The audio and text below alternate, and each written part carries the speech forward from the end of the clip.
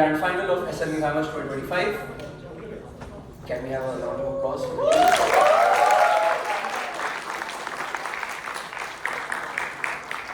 teams representing the final are NUS Reiya still owes us on side cuff, and NUS B, but weile looks different from Opp. I am Vansh, I'll be your chair for this round. Judging alongside me are Ariel, Dayna, Rachel, and Seah.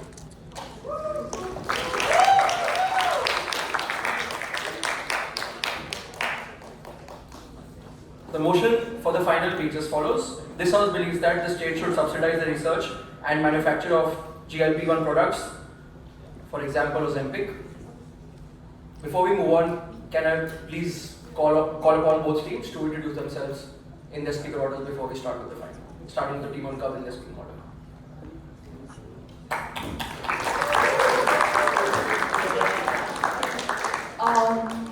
On site government, it will be reiya going first, Sean going second, Cavan going third, Sean reply. And we have side opposition.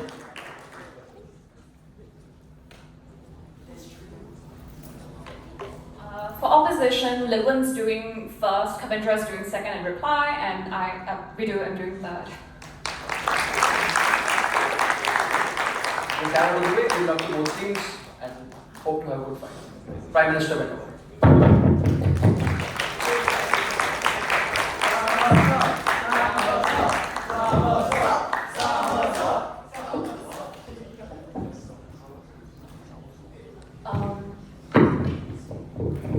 Hi, my name is Reiya. Just to preempt, I will be leaving after my speech because I have a dinner. It's not because I don't think this is important. Sorry. Okay.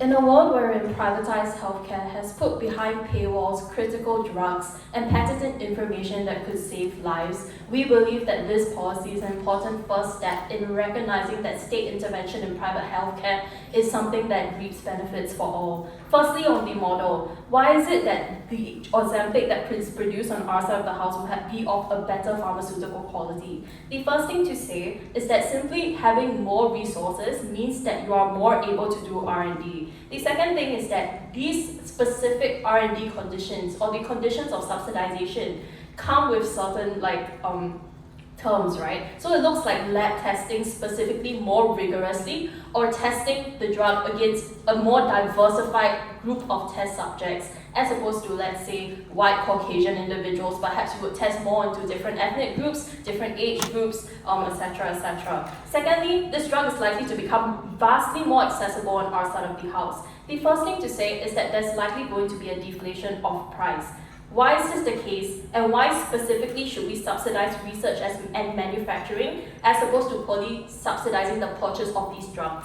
I think the first thing to say is that if we recognize that pharmaceutical companies have a monopoly on the production of Ozempic and are able to set prices high to meet demand because they know that there's virtually no competition, this means that if you were to subsidize the direct sale of these products in and of itself, that would be basically spending more for the same effect. What happens on our side when you subsidize both the manufacturing and the research of these drugs means that you can dictate certain terms upon which these pharmaceutical companies will abide by when researching, producing, and dispersing these products. The second thing, therefore, is the degree of state intervention that we want on our side of the house. It means that you're more involved in the process and distribution. It means you can dictate the terms upon which these things are distributed, which is good. This looks like prioritizing the use of Ozempic for people with diabetes as opposed to purely recreationally taking them for weight loss. It looks like targeting the dispersal and subsidized sale of these drugs to impoverished and disenfranchised communities, to healthcare providers and clinics within these communities who have historically not had the access to these drugs. And these will be couched as conditional obligations for funding. So if you were to disperse or sell or produce in this particular way, that is the condition precedent for you getting the funding in the first place. Why will pharma companies accept these deals? The first thing to say is that R&D is extremely risky. It is unclear when you're going to continue incurring loss. R&D doesn't have tangible outcomes. It could fail, and therefore the leap or the magnitude of funding that is required to take that first step into researching something new is something that companies, even with a lot of capital, are unwilling to do frivolously. The second thing to say is that you care about your first mover's advantage. If your rival is offered this subsidization, you become less price competitive in comparison, and that harms your ability to do well competitively in the market. The last thing to say is that in a Trumpian world wherein there is a threat of tariffs constantly, you are likely going to be on the lookout for state funding and subsidization any opportunity that comes to you. And simply because of this, we believe that pharmaceutical companies will be quite willing to take these deals. Firstly, why is private production so bad? First, it is less safe in production. Production or rigorously testing your drug incurs high costs. You need to ensure the patients that you're testing these drugs on, you need to make sure you meet the bare minimum regulatory requirements, which means that you're unlikely to rigorously test them above what is required by the FDA. And given that Ozempic is manufactured in the States, wherein companies are rather lax within the pharmaceutical sphere and regulation isn't that high, it means that they're unlikely going to be doing a lot of rigorous testing independently. The second thing to say is that these companies, unregulated, are more prone to insidious marketing tactics. This looks like being coercive. It looks like exploiting the vulnerabilities and insecurities of individuals to sell your drugs to the masses. It looks like looking specifically for celebrity and influencer endorsements. And Ozempic specifically is coercive in two ways. The first way is coercive is that it's marketed as being non-invasive, and secondly, it is marketed as being relatively easy form of weight loss as opposed to, for instance, dieting or exercising, which means therefore there's a high incentive or predisposition for individuals who feel insecure about themselves to take this drug. Because they are unregulated in the ways in which they advertise, this is what's likely to eventuate. Not good for the consumers who feel compelled to take these drugs to lose weight, but also not good for diabetic patients who need it more because the market is being flooded by consumers who only want to take these drugs recreationally. What do we change on our side of the house? We have control and supply over the market of Ozempic. Private market forces don't dictate that drugs should be allocated to people based on relative necessity or need. They don't care that you're a diabetic patient in the South, wherein they could just sell to like rich Hollywood elites who want to lose weight or want to market this sort of lifestyle. Therefore, you need state intervention to make this allocative decision, and this is something that's important to maximizing social welfare, especially uplifting the most vulnerable that need this medication. Before I move on, yes? If your real problem is safety or distribution, surely we can have FDA regulations to specifically increase the level of safety that drugs have. No, but that's unresponsive, right? Because regulations don't dictate a high degree of intervention and modality in the way in which the drug is produced. You can regulate something, but you cannot say specifically that I demand the distribution to be done in a particular way, or I demand the research to be rigorous in this particular way, because ultimately you're still leaving up to private market forces to dictate how these processes are likely to be carried out. That is why our benefit is independent. Secondly, on the state duty of care, why this is important. The privatization of healthcare and pharma is something that is bad, especially when it gatekeeps critically important drugs. It looks like the pharmaceutical industry jacking up insulin prices, making people pay $200 for EpiPens.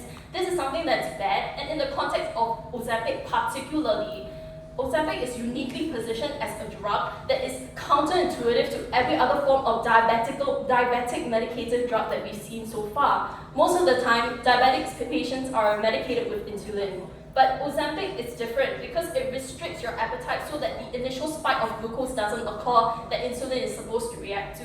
What is important then is that Ozempic research is crucial to understanding the ways in which insulin production occurs. Patenting this information and keeping it behind paywalls prevents public healthcare research centers from accessing this information and using it to better the lives of individuals. Because diabetes is such a huge epidemic across America and across most of the developed world, we believe that democratizing access to the research that comes out of Ozempic, out of these private actors, is something that is necessary to uplift individuals that are vulnerable. Never been prouder to propose.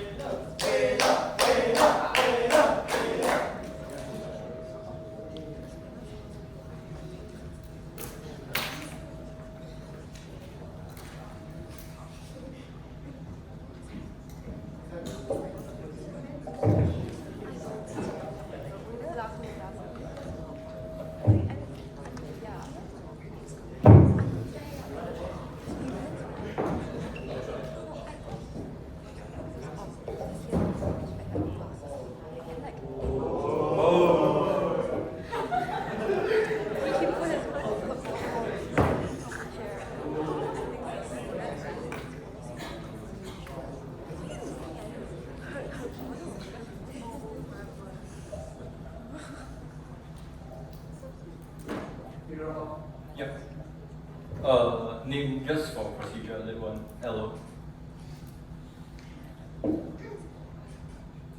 There is a very small number of individuals with type 2 diabetes because type 1 diabetes is the most prevalent form of diabetes.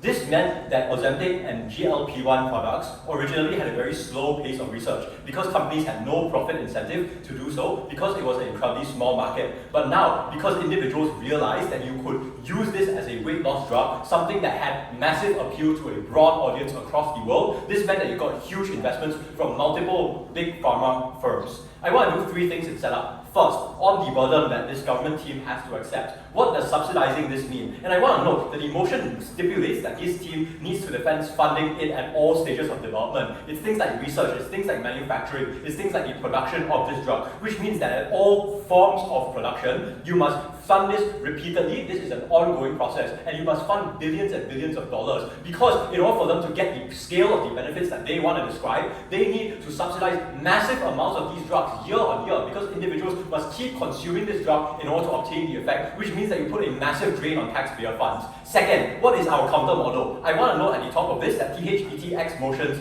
have counter fiat. First, we will do things like regulation. We will have things like price controls, or we can have things like targeted medical subsidies. We can, if their concern is on regulation, we can have the FDA have more stringent standards. Even independent of our fiat, we think it's incredibly likely that this would be pushed for anyways, because these are things that people actively want on the ground. There's a huge amount of political capital because individuals want access to this mystical new drug, which is the reason why they are likely to push the government to do this anyways. But what would we do specifically with our counter fiat? We would fund it, we would instead prioritize private funding into concentrating it on diseases in which private companies have no incentive to research into. Things like sickle cell anemia, which have grave consequences but affect a small number of people, which means that it's fatal for those who have the misfortune to get it. It's things like diseases that only affect minorities, like genetic diseases that target certain racial groups, or those that selectively affect poor individuals, things like asbestosis, right, for example. So outside the house, we would use all this counter fiat. The last thing I want to describe in setup is just the behavior of the companies that create this drug in the status quo. Because the premise of this case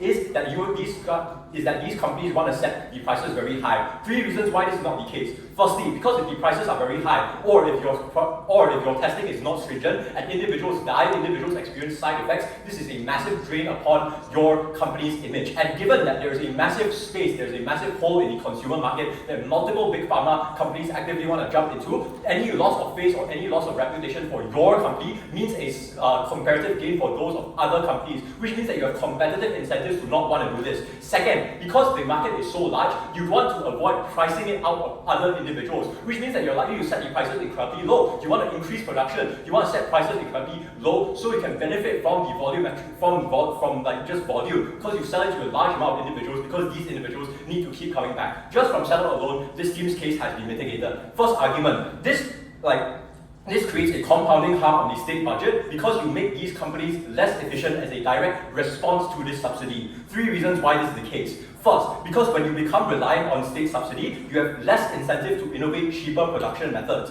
The reason why this is true is because it's difficult for you to roll back subsidies, because this will lead to massive price increases in the drug in the short term when you roll back these subsidies, because these companies became reliant upon your state subsidies for the production of the drugs. They relied on it for funding, they relied on it for production, which means that if you take it back, this is massively politically unpopular and also hurts the direct consumers of the drugs that these guys want to help. Secondly, because companies will find it harder to compete against Ozempic, they concede in that first speech that they're only going to fund one specific company. This is a mechanism in their speech, and what this means is that if you pick one company and fund them, this means that you're likely to pick the largest and most advanced pharma company. You're likely to put in a lot of money into one specific company, and this therefore raises the comparative barriers of entry for other companies who want to enter the space and compete with you, which means that under that side of the house, they effectively create a monopoly because this company therefore has no reason to innovate or has less reason to innovate with private investor funds because the state is doing their job for them. But lastly, it's because the state subsidies often means entrenching intellectual property rights because the state has sucked a huge amount of cost into it, which means that they want to control intellectual property, which means that they will sign deals with this company to ensure that these IP rights increase over a long period of time, which means that the ability of other companies to make cheaper knockoff versions of these drugs and increase distribution is just mitigated on that side of the house. Go. The production of this drug is cheap, but pharmaceutical companies jack it up by 500%. So if your counter fiat is subsidies, you end up paying the profit margins of firms. It actually might be cheaper on math just to do the production yourself. Cool. I will now explain why these costs are likely to decrease in the long run. Firstly, because you benefit from every cent of private investment that would have happened anyways. Because there are many companies that want to invest in the same space, and any form of investment decreases the relative production cost, which means that these companies actively compete against each other to make their product more efficient. Secondly, because these companies are competing against each other, it becomes very hard for these individuals to collaborate, to collectively jack up the prices, because you'll have a collective action problem. Because if you jack up the prices and your competitor does not, this competitor gets the benefits of all this market share, and you don't want that, which means that over time, these prices are likely to fall. Thirdly, because these companies have incentives to invest into production in specific, because you have mass appeal, because there's a massive market, because you're going to produce a lot of this drug, which means that specifically you will make the production process more efficient, and this means that the prices are going to fall in the long run. But lastly, this means that you're not going to set the prices high. I already explained this. So if we subsidize, it means two things. Firstly, we don't need to spend billions upon billions of dollars to ensure that a small group of individuals get their drug. But secondly, the cost decrease in the long run under our side of the house. The second argument will explain why the opportunity cost is significant. I want to note that I already explained why it takes billions of dollars to fund the production cycle of this drug. What will we do with it instead? We will fund things that private companies don't want to fund. We want to address market gaps, things that other companies won't invest into. You should weigh this on three comparative metrics. Firstly, because obesity has alternative cures. If it was about type 2 diabetes specifically, we have subsidies for these individuals. But for weight loss, people can go to the gym, people can have better exercises or better diets, and this is not just good for obesity, but good for health overall. Secondly, on the scale of harm, we just don't think obesity is that big of a problem. We think that this money should go towards life-threatening diseases that otherwise would never have gotten funded. But under outside the house, we're able to certainly and concretely save hundreds of lives of individuals who would otherwise be handed a death sentence at birth. But lastly, this is just an inefficient use of money, because if you reduce the prices for everyone, the largest benefactor is not the type 2 diabetes individuals, it's your business influencers who want to lose weight, and this is redundancy and abuse of your money.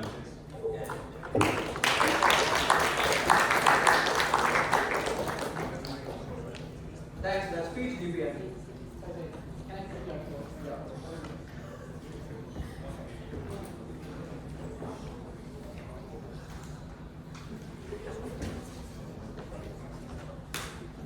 I get. Does this work? Okay, I get the whole introduce myself all the way first. I'm Sean. I'm deputy. I would like to thank the SDF for not calling me up today.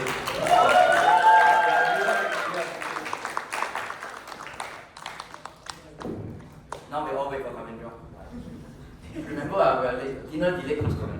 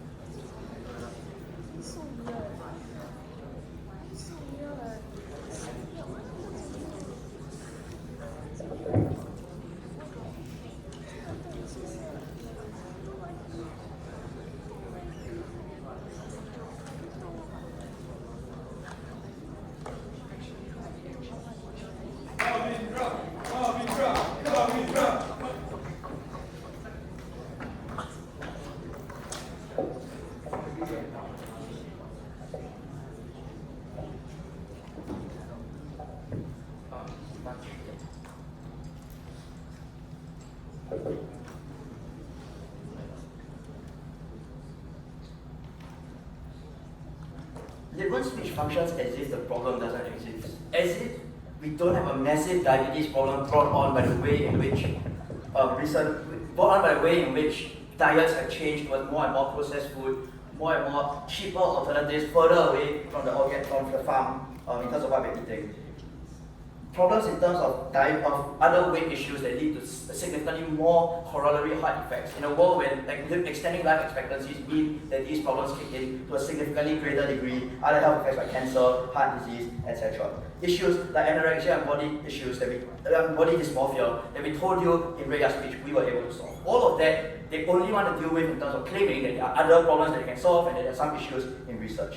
I want to talk about cost and I want to talk about research. So first on cost and what the state can do. The first claim that Cavan makes is that you should regulate. The first thing I want to note is that this doesn't actually deal with the problem, because the problem that reiya sets up is a lack of access. Regulating there's no way you can regulate the amount of access that the firm needs to do without being able to subsidize and contribute to those production costs. But second, there's actually just a fiat difference vis-a-vis the technicality labor once we talked about. Because whereas we offer like these particular policies, these subsidies, they need to impose it without consent onto these corporations, which requires a significant difference in fiat. It's also the case that on that side, they have to limit the use of individual drugs versus outside they can leverage established patent law and agreements at the point that people use the drugs badly. So I think the difference in regulation and fiat is important. This claim that it takes a significant degree of tax funds, obviously I think some co-pay is possible, but I'm also going to argue that this is particularly important anyway. And this deals with the claim that we need to deal with other diseases that people don't want to fund. Three responses. The first thing to note is that on that side, the money is not as limited as they claim. First, if they're going to subsidize, that is amounts of money that are going to scale upwards in the long term, because they have no ability to control the prices that private companies want to set it at, but also because on that side of the house, the problem is going to get worse and worse as more and more people incur these problems with aging population. But second, given the aging population, it is naturally the case that budgets on ministries of health, for example, will go up. So don't fall prey to this silly debating that says there's only a limited pot, because the pot can change in size, and if it is true that these problems are urgent to solve now, it will make sense to increase those budgets now in the belief that it brings cost savings later down the line. But third, this is also overlooked, and that was in reiya's speech. She tells you that particular ethnicities, for example, are likely to be overlooked. She points out the catch-22, which is that the ethnicities that are most, or the groups and demographics that are the most likely to suffer from diabetes and weight disease are because they have to eat the cheaper, unhealthier foods. But these are also the groups who are the least likely to afford your drugs and consequently are the least likely to be able to be catered to by these corporations. But fourth, I want you to note just how uncertain the outcome is on that side. They want to have the state spend its money funding research that nobody knows what the end goal is going to be, because no one has even started to find the answers yet. There is an immense amount of money that they are costing on that side of the house. And as much as I do sincerely sympathize with people with sickle cell anemia, they are a much smaller group of people. If the state is an obligation to the rights and lives of every single individual, then clearly the fact that there are so many people affected means that it's better for us to cater to them. The final thing they say is that the drugs won't be as expensive because there is a profit incentive of pharmaceuticals. Bizarre. First, as if anybody cares. Like the problem of pharmaceutical high drug prices has been one for eternity, and there isn't sufficient response to the problem of patents, the lack of generic alternatives, the fact that because of patents, they can always increase in price. It's highly unlikely that they're going to actually solve for these problems, given a context where one, you have a significant degree of lobbying between the elites on that side of the house. But more than that, I want to note that there is an oligopoly both in terms of pricing, which makes them not want to reduce prices, but in terms of bad PR. Because if you hate all the pharmaceuticals, right, then there's not very much you can do about any one of them, which works on that side of the house. So I completely disagree with this argumentation against reality that drugs are somehow cheap. Let's talk about research, but before that, Type 2 diabetes isn't caused by diet. It's a genetic form of diabetes, which is why it affects a very small number of people. The vast majority of users of Ozempic in reality are people who use it for weight loss. I'm not sure why you should believe Cavan. He tests shit for a living. But more importantly, even if that is true, that seems if we argue that all these other weight loss things are also beneficial. The effects of using. Second, on research. The first time that Cavan makes it that there's going to be a problem of reliance, there's two important reasons why I think this is untrue. The first is that savings on R&D cross-apply. If you're able to reduce the cost of R&D and production, that applies for every single drug you make, many of which are not going to be subsidized by outside. So this just logically doesn't make sense. The incentive is still there. But second, the cost savings they talk about, they assume that it's going to be in ways that are beneficial to the consumer. But reiya tells you it's a lot more likely to be in terms of being lazy in terms of testing, being lazy in terms of the kind of reporting that would be beneficial, or the extensive testing, because there's the profit margin that they want. I would prefer, if this drug is being used by so many people and an increasingly worse problem, that they not feel the need to have this cost saving. On the trade-off, I would rather they spend the money. But look, on that side of the house, the status quo is also one that has patents, and the question is whether you can access this. This is where reiya's argument is really important and not dealt with. Beyond Ozempic, The fact that you can research how to insulin produce, is really important in a world where this problem is going to affect many, many other drugs. If the first company that figures out this insulin production thing is able to have a monopoly on it, that is going to be significantly more healthcare costs for so many people. That is why subsidizing at research gives exclusive benefits that subsidizing at the point of sale does not. That was important. Very trivially, I don't think if we really only target Ozempic, I don't think Reiya's only one company. I don't think Reiya said that. I can't check with her because she left. But the importance is important because it deals with the idea that there's going to be over-reliance on particular companies. But finally, I want to engage in the trade-off. I will concede that it's possible that I'm not able to target all the drugs and all the problems that exist in society, and that is very regrettable. But first, I also concede that it's possible that the subsidy means that particular drugs are disproportionately beneficial. But the question is who is able to access the drugs on that side of the house. They could have the best drugs and the most different drugs, but the number of people, especially the vulnerable who are able to access those drugs, is likely to be significantly reduced. The likelihood of these drugs being catered to populations who desperately need the drugs is likely to be significantly reduced. Vis-a-vis on our side, the important thing to know is that our benefits scale uncontrollably or scale exponentially outside the house because they can affect so many different drugs. They can affect on our side at the point that we have the control of the critical information with the state. We told her that these were drugs that weren't going to be patented as per Reiya's speech. That was the conditionality we wanted to place on them, which meant that this was not only cost savings, this was about lives of individuals. On a comparison, I just don't think that rich people's lives should be worth more, and consequently I think that if we are able to get the drugs that are necessary out to the broadest number of people, that is a hill we are more than willing to die on.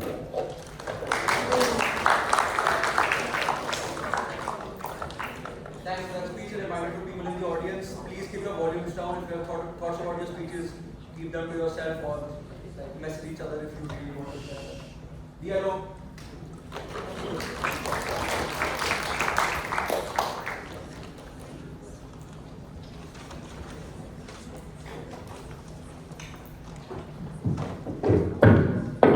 Hello, dialog.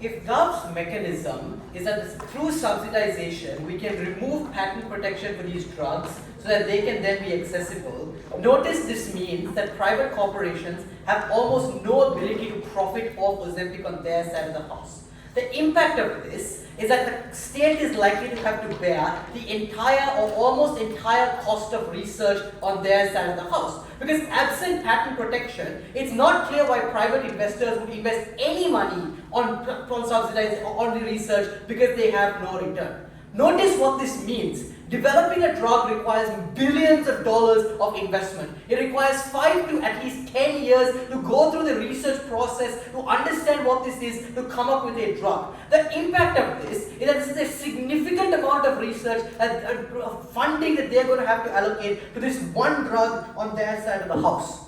I'm going to argue two things in this speech. The first thing is, should we actually subsidize Ozempic at all? Is it worthwhile subsidizing? And second, is this the best use of state money insofar as private corporations are already willing to fund this drug in status quo? Are there better ways to ensure access?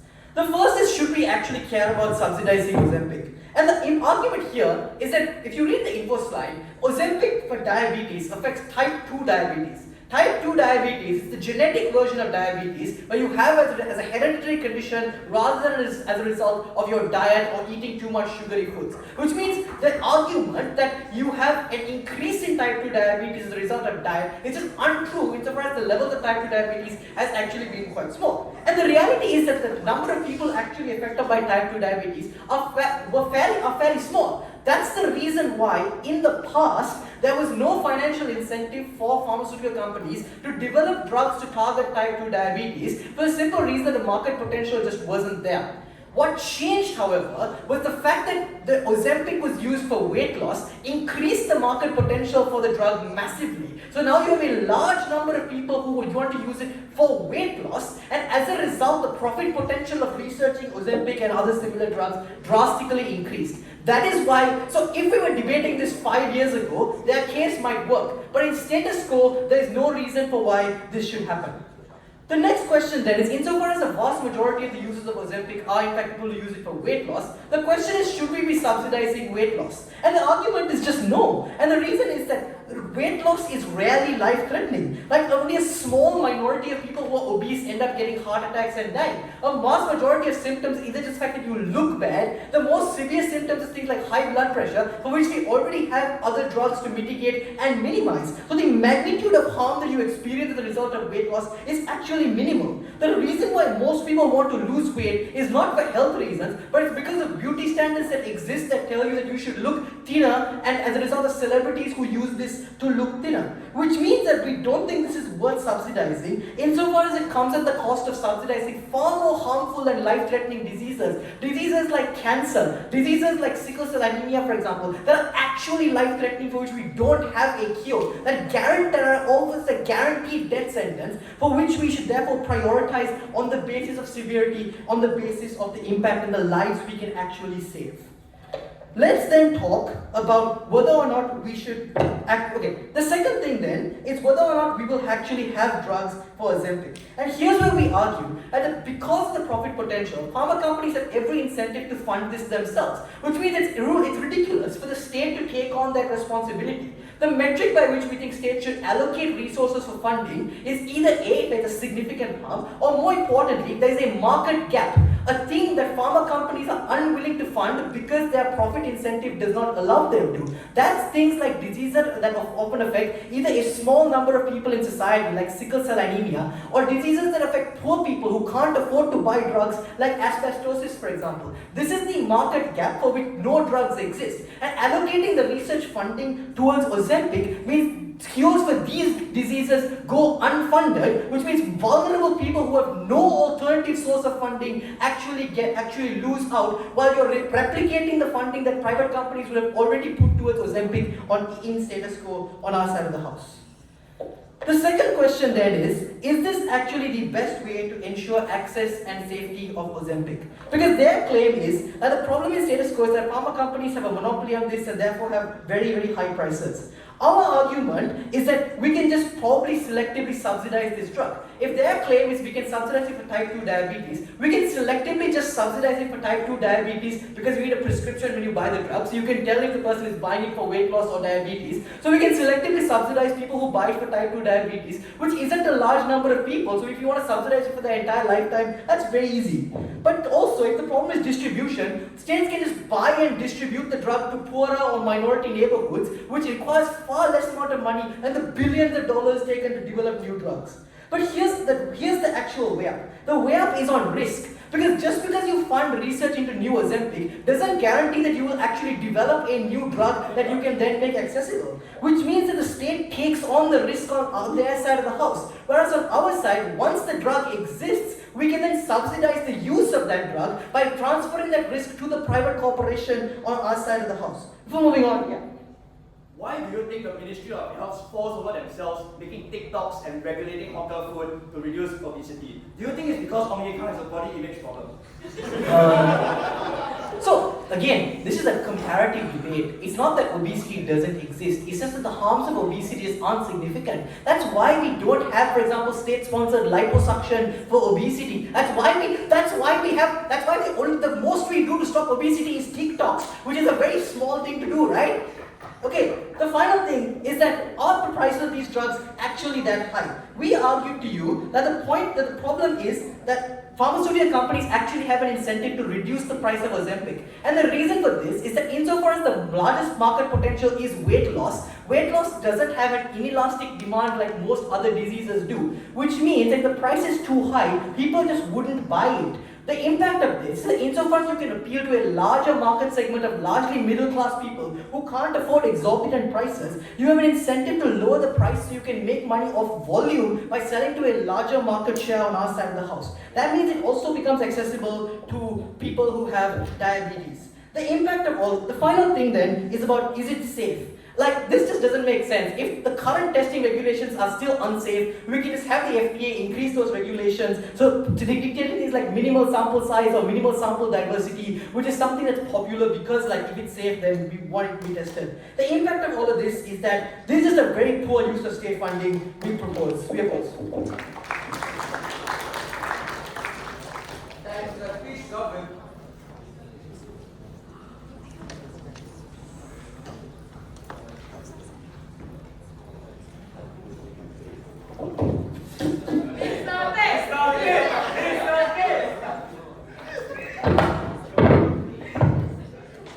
If I speak at this volume, you can hear me.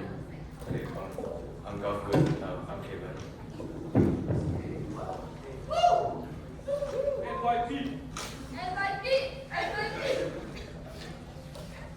Once upon a time, people thought depression and anxiety were non-life threatening, and that we ought to spend more money researching on more real problems like sickle cell anemia.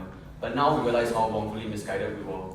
Just because these issues might be trivial to some individuals in this debate does not mean that they affect people in very real ways. Being fat is not a choice. You don't choose your metabolism, you don't choose the way your body stores fat, you don't control how big or small your appetite is, and you don't control how frequently you get hungry. Yet, being overweight has very real social consequences and consequences on the self-identity of individuals. You are the subject to ridicule and fatphobic jokes. You are viewed as physically or sexually less attractive, and you are viewed with labels like being lazy or greedy. I don't like it either, but that's the reality of the society we live in today, where despite the prominence of the feminist movement and the body positivity movement, we have not been able to untangle the institution of fat phobia that has made people feel terrible about the bodies they live in, where many people will celebrate the bodies of their friends or even strangers online, but when it comes to looking at themselves in the mirror, they look and notice every single small flap in their tummy. Reiya explains two problems with GLP-1 manufacturing right now. Firstly, there's a shortage of production, and secondly, pharmaceutical companies have jacked up prices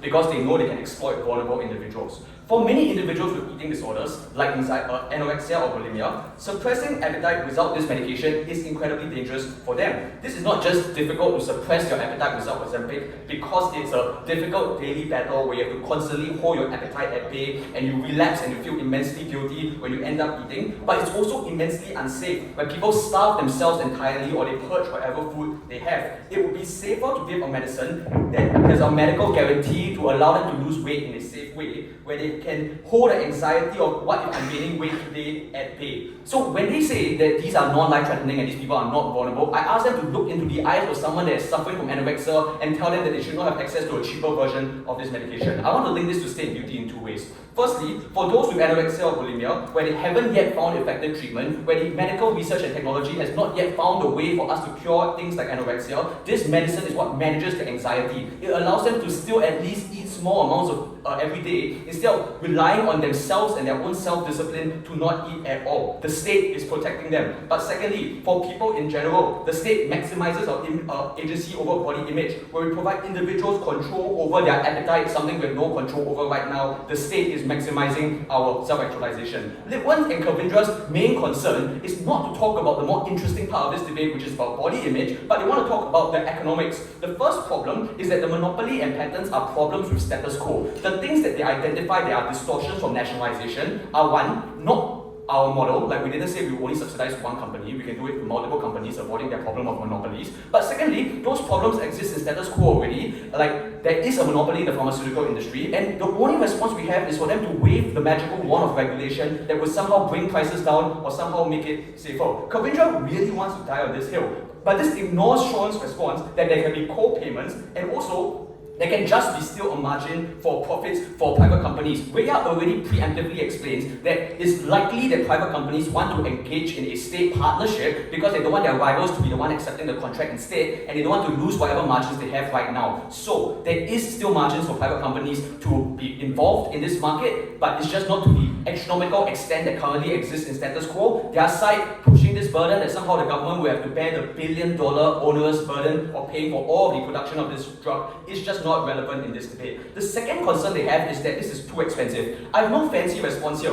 Body image and eating disorders are real problems that we ought to care about. We ought to spend money on this. People die because of this, but the media just doesn't link it to things like body image issues. They are deeply dismissive of this. Look at the language they use. Just go to the gym. Just like go on a diet. If you have someone who's struggling with their body image, would you really look them in the eye and tell them just go to the gym and not realize that they're actually suffering from something a lot more pernicious? Body image and eating disorders are real problems. We ought to spend money on this. But note, they want subsidies too, but they have to subsidize at market price, which is set by these profit incentivized companies, which means that their side costs a lot of money as well. Money that goes to companies' profit margins and goes to things like increasing their lobbying power. The math actually is not very clear here, right? Like, is it more expensive to manufacture it by yourself, or is it more expensive for you to subsidize companies at the market price in which they sell it. So there's no clear win on the amount of money they save in terms of opportunity cost. I just want to cleanly take out opportunity cost from this debate because I don't think it's relevant. First, other research that they talk about can also get things like private investment or donations, but most importantly, there's no certainty that you'll be able to find a cure. They talk a big talk about how you need to get research for cancer.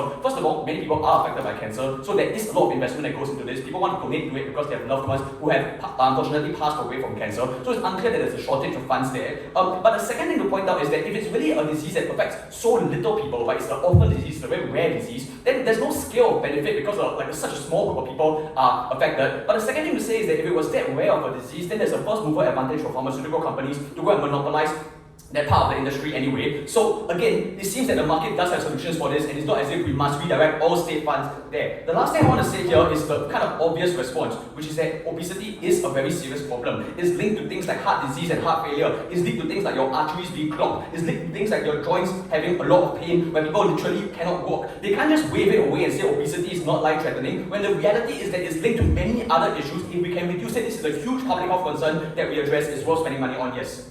On your side of the house, just because you fund research into Ozempic doesn't mean you guarantee new and better drugs either. Which means you also need to de-risk your funding by funding so many different studies. Which means that exponentially increases your cost.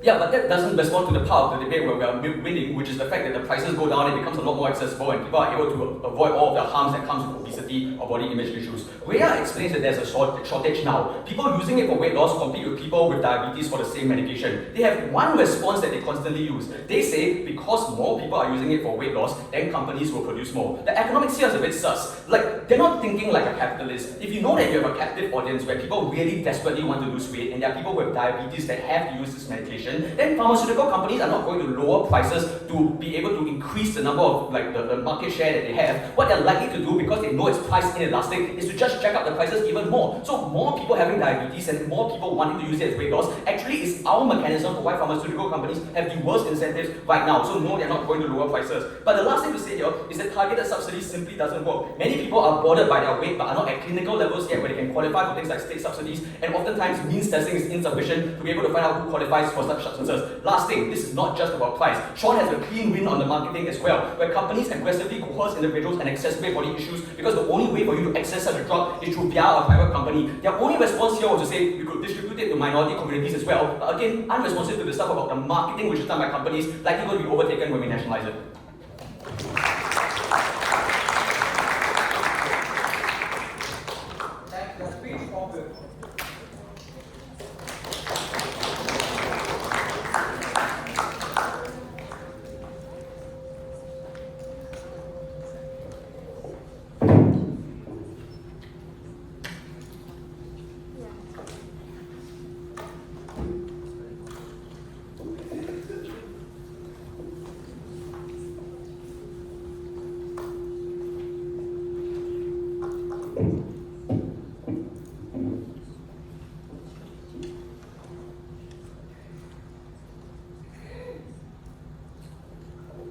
I'm Ritu, I'm Gaffer. Oh, wait. The government case in this debate is relatively simple.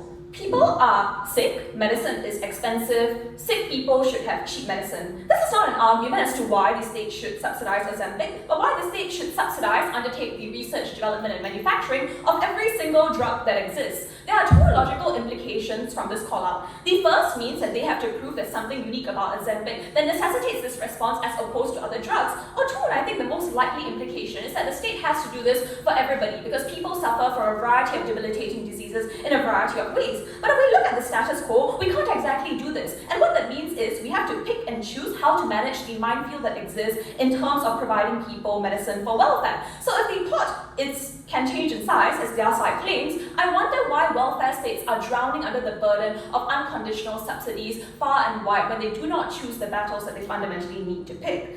they then attempt to make this debate about the people with obesity, and this is where they go for the first one, because Cavan says that obesity is a serious issue. It affects your self-worth, your self-esteem, and a variety of other diseases. We believe we can tackle that on our side of the house as well. Insofar as Ozempic is something that tackles people who are severely obese, who have failed to utilize other means to necessarily alleviate their weight because they suffer from hormonal or other syndromes, we can just make this prescription only. That's an alternative we're perfectly happy to defend. But I think the more important outcome that I want to note is that, sure, people did not choose to be obese, but people also did not choose to have cancer, to suffer from a wide variety of other debilitating diseases, the outcome of which is not social disdain, but a variety of crippling effects that impacts your life in any other way. So the question I would then ask side government in this debate is, how would you look someone in the eye, someone with a disease that chronically affects their health, their ability to live, so on and so forth, and say, you couldn't get it because someone else needed a more positive body image? That is the case they stand for. That's not something a government can condone. This is why I'm going to explain why we do have fiat to explain regulation in this debate, because currently their case is just hinged on saying we don't have the regulation to do something technical about fiat, and why we logically can't do the same thing. I want you to know their side uses an incredible degree of political capital insofar as they are basically standing for a nationalization of these types of companies. Because if you look at what they're standing for, they say we want to subsidize this at every step of the way, and then we will tell you you can't sell to most people, and then we will tell you that you only have to sell to a very certain number of people for a much lower price.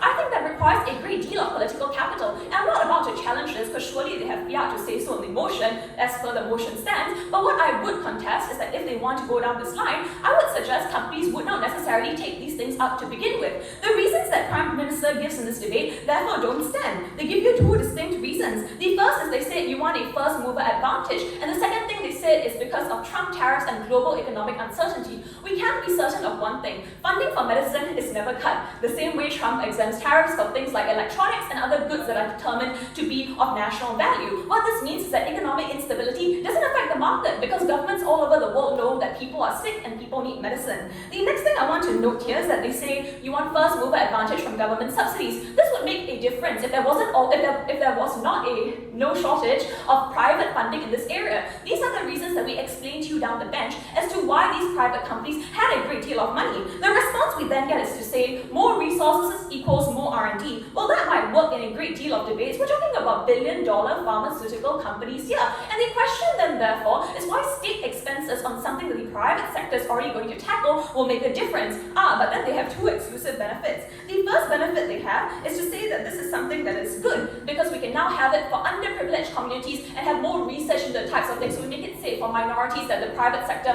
otherwise wouldn't fundamentally cater to. On this, I want to note that this is fundamentally a drug that replicates hormones. You are black, white, Asian, you all have the same hormones in your body. So the extent to which there are points on making these terms of development better for everybody is not something that stands to that extent. Cavan's points also go unresponded to when he says that we can all stand for regulations, because everyone agrees that medicine is something that could potentially have damaging impacts for you. The argument here is simple. There's a demonization of big pharma and the status quo, which means there's far more scrutiny, far more calls for regulation, and therefore we have more political capital to be able to manage this on their side of the house, which is why all the regulations we posited do stand, and therefore we don't need that extreme a solution. There were three distinct regulations that we could potentially have on our side of the house. The first is we could have subsidies when the drug runs out, and here's where I'm going to wait, because they say there will be price gouging. They'll set it at incredibly high levels. Governments have done things like put price caps in the past. So for instance, when there was an insulin crisis in the United States about a decade ago, when insulin cost about $600 a pop, the government subsidized it for the people who necessarily needed it, and said that we would put a price cap on these types of things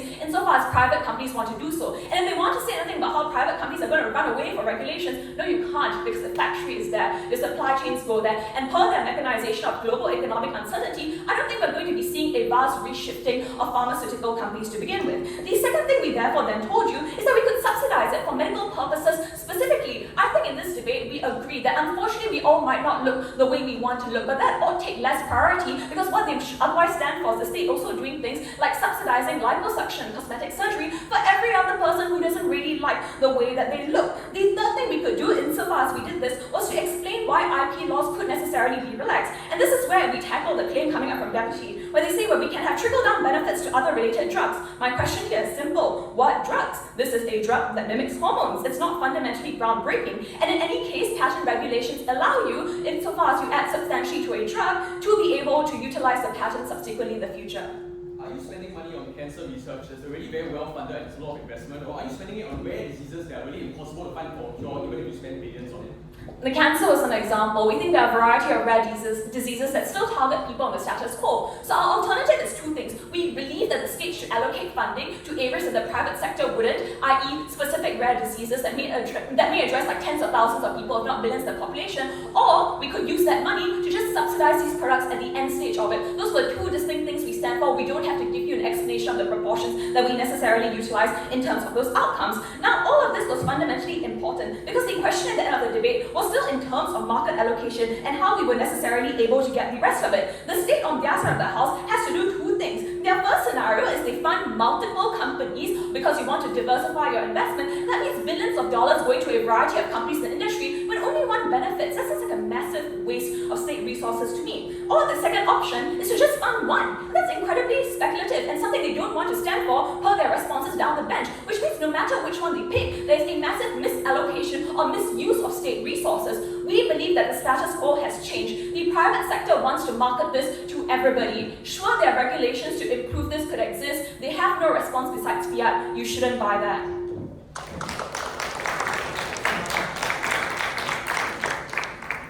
Thanks, the speech of it life.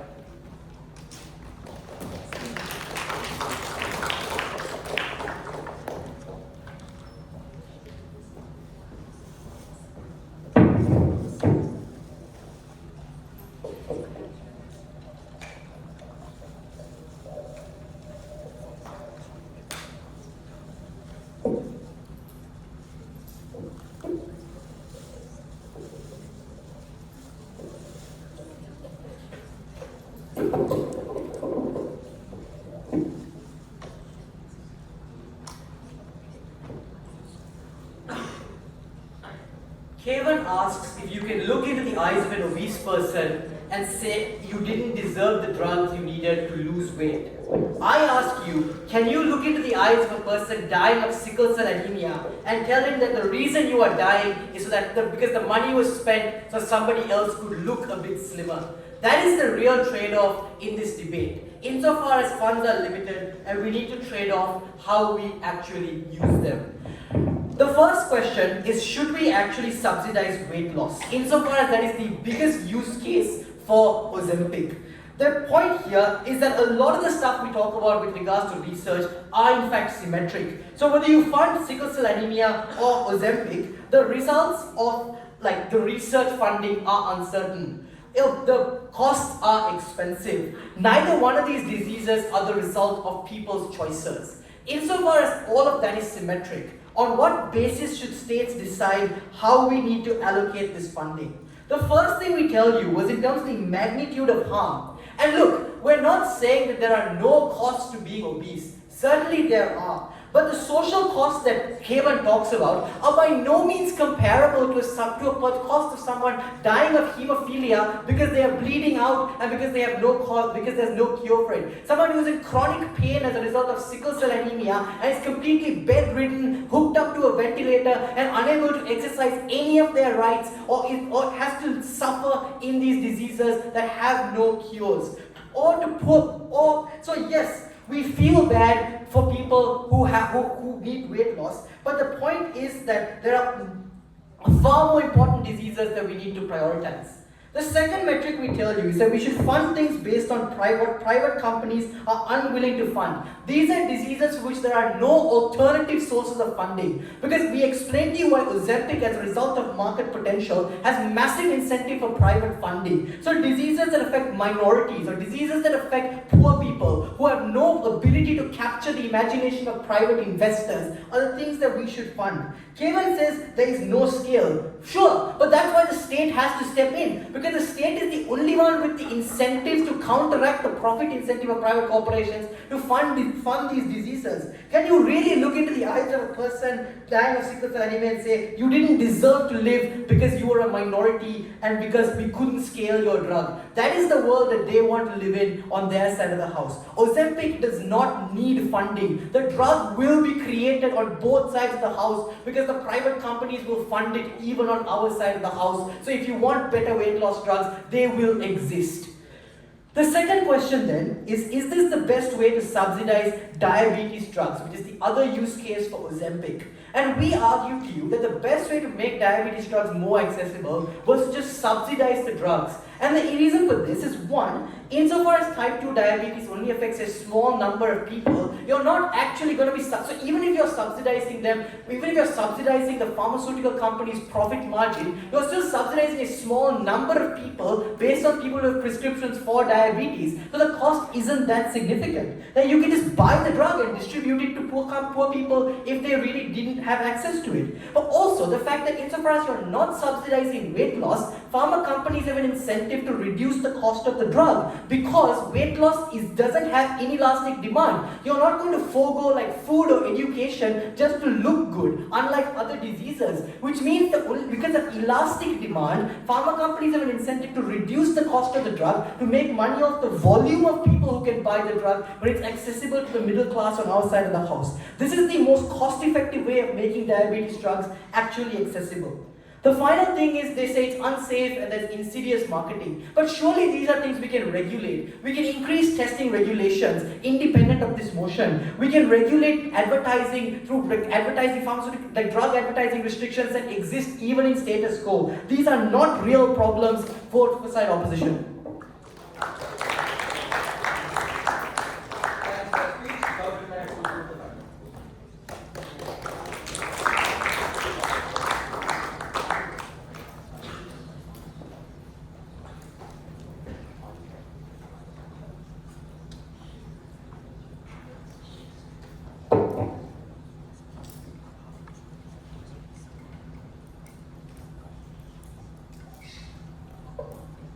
Does this work?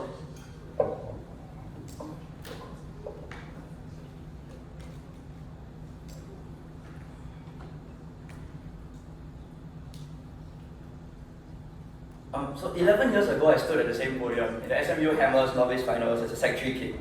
And what strikes me is the arguments that they're running sound like the arguments of Sec 3 kids. The first thing that they say is that we can regulate everything. No matter what, the state is the behemoth and will regulate whatever is problematic coming at us from the side of government. That cannot be true. The state does not have infinite power, infinite fiat. They want to regulate advertising, manufacturers, and weight distribution. They want to buy the drugs. The state is just crazy. But second, they run the same, of course, argument. Oh no, what about this other problem that we need to solve? So I'm going to look into all the people's eyes in this debate. And the first question I want to ask is whether they really spend less on that side of the house. The first thing to note is that the cost of other R&D is something that they've never actually thought about. Either they find drugs that benefit very few people, in which the case they're not looking into that many people's eyes as to be all the other people. Or second, they find things like cancer that have mass market appeal, in which case by their own logic, it's likely that they aren't actually filling gaps in the private sector that they wanted to do. Then Rio says, never mind, it's just an example. But the problem is that if you take all the arguments and apply it to all the other drugs, you could make the same arguments with the same potency, because for every drug, nothing is the perfect solution. The trick to defending an opportunity cost argument is to argue that this particular thing is particularly important, and that's the argument we made down the bench. But finally, we pointed out that the uncertainty on that side in terms of the things they're funding is at least equal, if not more. So there's no clear outcome, especially the more they want to get into specific drugs. But finally, if they are going to be bound to the private sector's pricings, if they're going to be bound to the vicissitudes of government policy, whether they want to subsidize a particular endpoint or not, then they are going to be spending a lot or leaving people in the lurch. In the long term, they will spend more, and this will be horrible. Second, the private sector will solve the problem. Look how many people are problem solvers for the private sector government. Everyone must solve ops problems. But the first thing to note is that if there are many people, then by their logic, it's not like they're going to solve these problems on that side of the house. Because why would people reduce costs when they could limit supply and save money, right? There's no real feeling, and we told you, no real alternative for people to turn to on that side of the house, which left absolutely no reason why you should believe the private sector was really going to solve for all these problems. But here's the thing, at the end of the day, all they ever have is speculation. They hope that the private sector will reduce the price. They hope that they will care about poor people and demonstrate they haven't been cared about. But what we gave you in reiya was certainty, because if it was a contractual agreement, then it was something that was going to be bound. For the first time in the opposition week, we heard arguments about why regulation could work and why people wouldn't take up these particular deals that we offered them. if I was still going to UADC, I would find a way to rebut this in the Opp. But I'm just going to reply. But I'm just going to point out this is very, very new. You really should not be crediting those arguments. I'm going to spend the final minute defending my biggest nemesis in my high school life, which is science. Because that side, to give it to them, you have to argue against science and common scientific sense. First, in defense of the argument that, so they say that there's a gap, that we need to solve a gap. We prove a gap through 3 speakers, and then the solution at Opp is to say, but everybody's hormones are the same, so surely this doesn't matter. There's zero proof for this being true, and it's highly unlikely that this is the case. One, because we told you that things like metabolism might be different. But 2, this is common sense and what you will know if you read the news and reality. You will know that ADHD meds, for example, have been seen to be differently affecting minority groups, and that this then applies as well. You will know that as much as we want to say people are the same, biologically there are differences between ethnicities of what's happened in your life and how that affects your hormones and the way in which you are insulin producing on that side of the house. The second thing they say, obesity doesn't matter. Like, independent of the fact that it's against all the health advice you've ever received in your life from the MOH or everyone else, I want to note that you don't weigh this as just about like one problem of type 2 diabetes or one problem of like body image. It's about all these people together, because what we do is we solve all of these impacts at the same time. So all of these stand up against the hope that maybe someday we could find some other cure that will cause some other problem for a few other people. That's what they propose.